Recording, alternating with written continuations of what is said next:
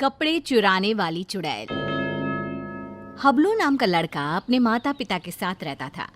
हबलू के दो छोटे छोटे भाई बहन थे और उसका परिवार बेहद ही गरीब था। माता पिता कपड़े धोने का काम करते थे, जिससे उनका गुजारा बड़ी ही मुश्किल से चलता था।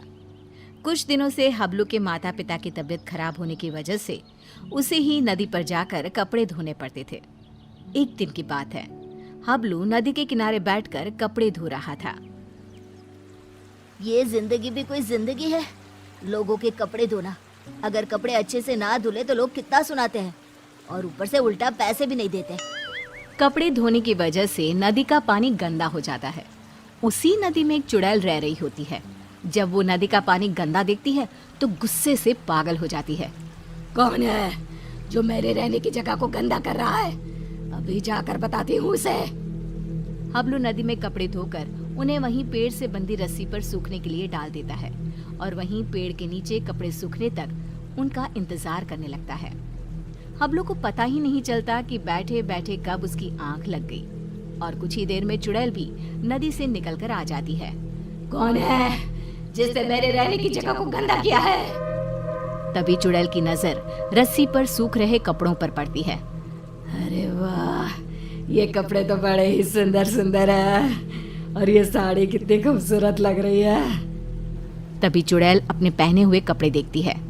मेरे कपड़े कितने गंदे हैं, हम लोगों को तो अच्छे कपड़े पहनना नसीब में ही नहीं होता। तभी चुड़ैल कपड़े देखकर सोचने लगती है, क्यों ना इनमें से एक कपड़ा चुरा कर मैं पहन लूं, कौन सा इस लड़के को पता चलेगा। चुड़ैल जल्दी से रस्सी से एक साड़ी उतारती है और नदी में ले जाकर पहन कर देखती है। ये साड़ी मुझ पर कितनी खूबसूरत लग रही है, इसमें तो मैं एकदम हूर की परी लग रही हूँ। फिर कुछ देर बाद हबलू की आंख खुलती है। उसे पता नहीं चलता कि कब शाम हो गई। अरे शाम हो गई, समय का पता ही नहीं चला। अब जल्दी से कपड़े उतार कर घर चलता हूँ, नहीं तो रात हो जाएगी। हबलू रस्सी से कपड़े उतार कर घर चला जाता है और घर जाकर कपड़ों की गिनती करके उन्हें एक गठरी में बांधने लगता है। 1 2 3 और ये 5 और ये 9, ये कैसे हो सकता है? मैंने तो 10 जोड़े कपड़े धोए थे, इनमें तो एक कम है। दोबारा गिनता हूँ, कहीं मुझसे कपड़े गिनने में भूल ना हो गई हो। हबलू एक एक करके दोबारा कपड़े गिनने लगता है, पर इस बार भी कपड़े 10 जोड़े की जगह 9 जोड़े थे। कपड़े कम होने की वजह से वो परेशान था। ये सब सोचते सोचते उसे कब नींद आ जाती है पता ही नहीं चलता।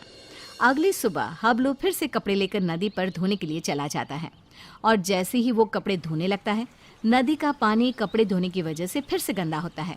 ये देखकर नदी में रह रही चुड़ैल आग बबूला हो जाती है। ये लोग मुझे चैन से रहने भी नहीं देते। आज फिर ये लड़का कपड़े धोकर मेरी रहने की जगह गंदा कर रहा है। आज मैं ऐसा सबक सिखाऊंगी कि ये कपड़े यहाँ धोना ही भूल जाएगा। हबलू के कपड़े धोने के बाद वो उन्हें पेड़ से बंधी रस्सी पर सूखने के लिए डाल देता है। जब तक ये कपड़े सूख रहे हैं, मैं यहीं पेड़ के नीचे कुछ देर आराम कर लेता हूँ। हबलू वहीं पेड़ के नीचे एक कपड़ा बिछाकर लेट जाता है।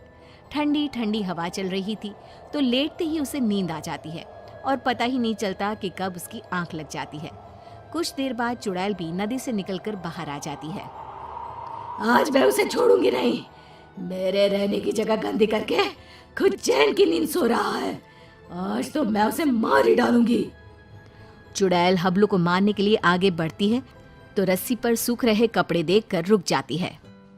अरे वाह, आज भी सुंदर सुंदर कपड़े सूख रहे हैं। चुड़ैल रस्सी से एक अच्छी सी साड़ी उतारती है, नदी में ले जाती है और पहनकर देखने लगती है। ये साड़ी तो मुझ पर कैसे भी ज्यादा सुंदर लग रही है। वो चुड़ैल साड़ी पहनकर नाचने लगती है। मेरा पिया घर आया ओ राम जी, मेरा पिया घर आया ओ राम जी। अब तो जब भी कपड़े धोकर सुखाया करेगा, मैं चुपके से जाकर उसके कपड़े चुरा लिया करूंगी और पहन लूंगी। उस लड़के को पता भी नहीं चलेगा कि उसके कपड़े कौन चुरा कर ले जाता है। और अगले दिन नदी का गंदा पानी देखकर चुड़ैल फिर से बाहर आती है और फिर से देखती है। ये लड़का आज भी कपड़े सुखाकर सो रहा है। इस तरह से चुड़ैल हर रोज चुपके से जाती, एक अच्छा सा कपड़ा उठाती, नदी में ले जाती, पहनकर देखती और खुश होती। जब हबलू सोकर उठता तो वो एक जोड़ी कपड़े गायब पाता। कपड़े चोरी होने की वजह से हबलू बहुत ज्यादा परेशान हो जाता है। समझ में नहीं आ रहा कि मेरे कपड़े कौन चुरा कर ले जाता है। अगले दिन हमेशा की तरह वो कपड़े धोता है और उन्हें पेड़ से बंधी रस्सी पर सूखने के लिए डाल देता है और पेड़ के नीचे कपड़ा बिछाकर लेट जाता है।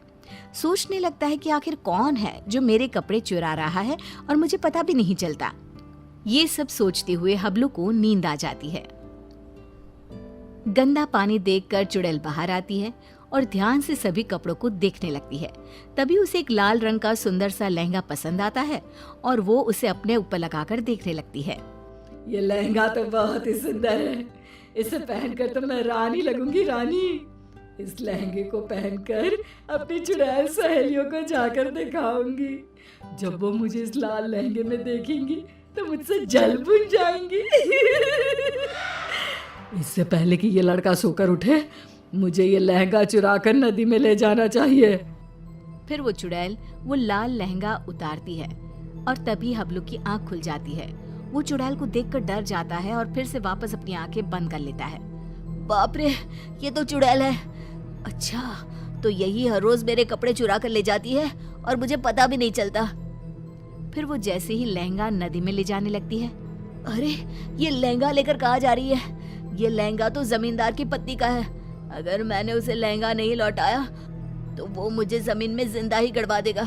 नहीं, वो लहंगा मुझे चुड़ैल से वापस लेना ही होगा। पर कैसे, समझ में नहीं आ रहा। वो लहंगा मैं चुड़ैल से लूं तो कैसे लूं?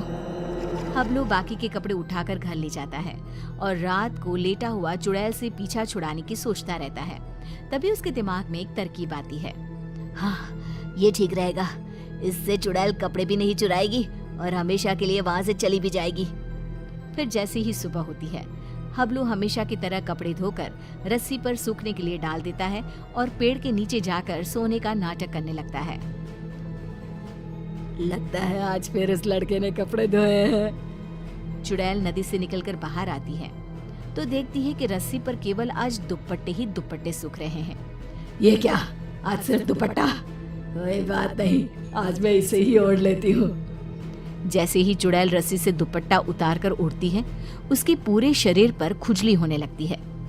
मर गई रे, ये मुझे खुजली क्यों हो रही है? अरे कोई तो कुछ तो करो। हबलू आंखें बंद करके सब कुछ देख रहा होता है। अब आएगा मजा। बड़ा रोज कपड़े चोरी करके पहनती थी, अब पहन कर देख कपड़े। आज इस चुड़ैल को पता चलेगा कपड़े चोरी करके पहनने का नतीजा। आज के बाद ये कपड़े चोरी करना भूल जाएगी और फिर कभी जिंदगी में किसी के कपड़े नहीं चुराएगी। चुड़ैल इधर उधर भागने लगती है। खुजली, खुजली, अरे बचाओ, मेरे शरीर पर खुजली हो रही है। अरे मर गई मैं। अरे कोई तो मुझे बचाओ, मुझे नहीं पहनना ये दुपट्टा। अरे इससे तो मेरे शरीर में खुजली होने लगी है। अरे मुझे नहीं चाहिए इस लड़के के कपड़े। और चुड़ैल नदी में जाती है और सारे कपड़े लाकर वहीं डालकर भाग जाती है। और फिर वो हबलू तो क्या, किसी और को भी कभी परेशान नहीं करती।